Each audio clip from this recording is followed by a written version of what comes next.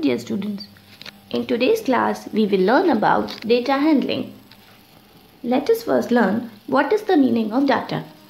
A data is the collection of information. After collecting information, we have to organize this data. This can be done. First step is to collect the data. Second step, to organize the data. It means arranging data in an organized manner. Then finally we have to represent data in such a way so it will be easy for us to draw conclusions or interpret that data. There are two types of data, primary data and secondary data.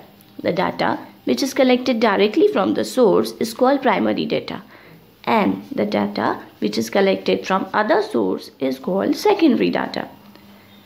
For example, you have to find out the choice of favorite ice cream flavor of your classmates. So for this, you will directly ask each classmate about their choice of favorite ice cream flavor. This is called primary data.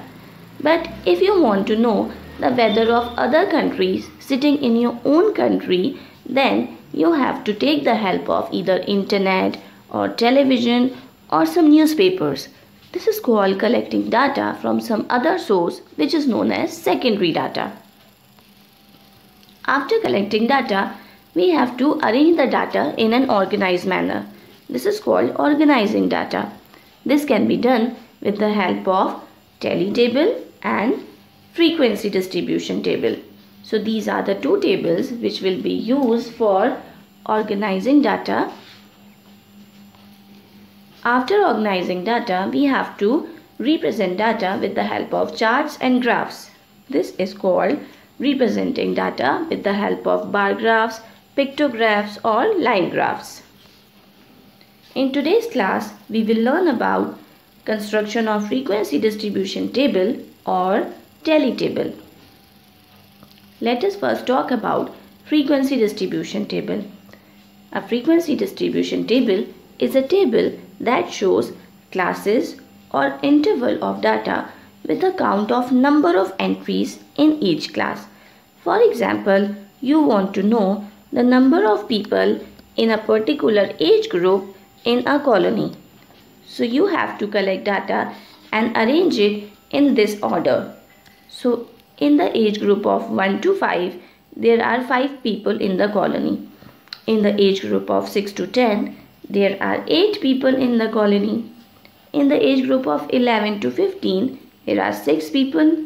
In the age group of 16 to 20, there are 8 people. In the age group of 21 to 25, there are 5 people. And in the age group of 26 to 30, there are 4 people in the colony.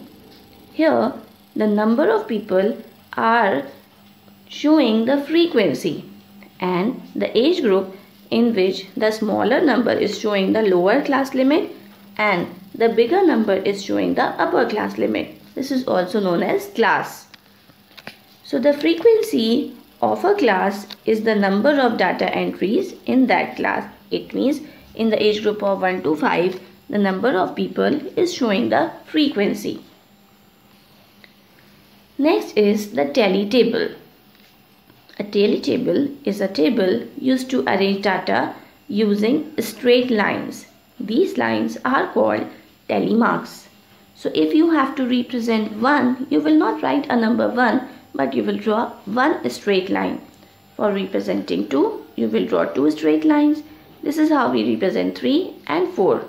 But for representing 5, we have to draw 4 straight lines, and for the 5th count, we have to draw 1 slanting line which will cross the above 4 lines. This is how we represent 5. Then for representing 6, we will write 5 in the same order and add 1 more straight line to it. Similarly, you can find the remaining numbers also.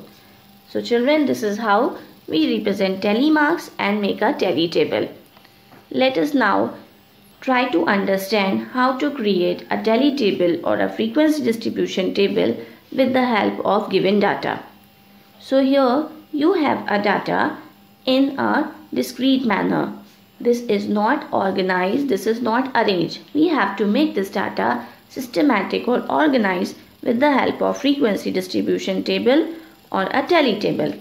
For this, we have to first write what is the given data. The given data is the number of sticks.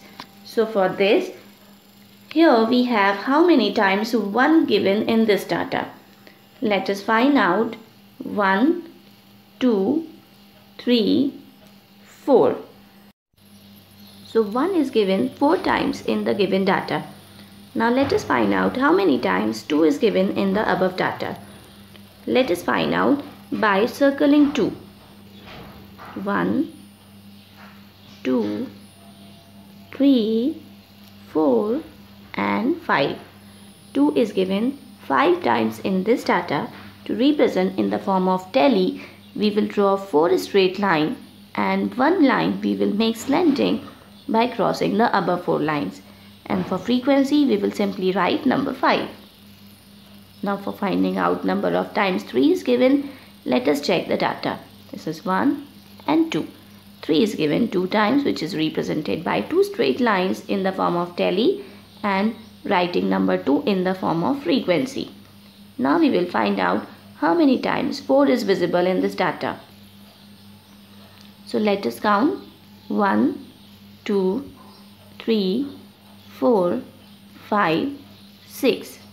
For representing 6 in the form of tally, we will make 5 in the given order, like making 4 straight lines and make 1 slanting line for crossing them, and for representing remaining 1, we will draw 1 straight line.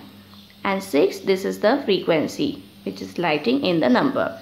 And finally, we have number 5. 5 is given how many times? Let us find out. This is 1, 2 and 3. 5 is given 3 times, which will be represented by 3 straight lines in the form of tally, and by frequency we will write number 3. So this is how we make a tally table or a frequency distribution table. So children, many such type of examples are given in your book. Please try to create your own frequency and tally tables. Thank you for watching.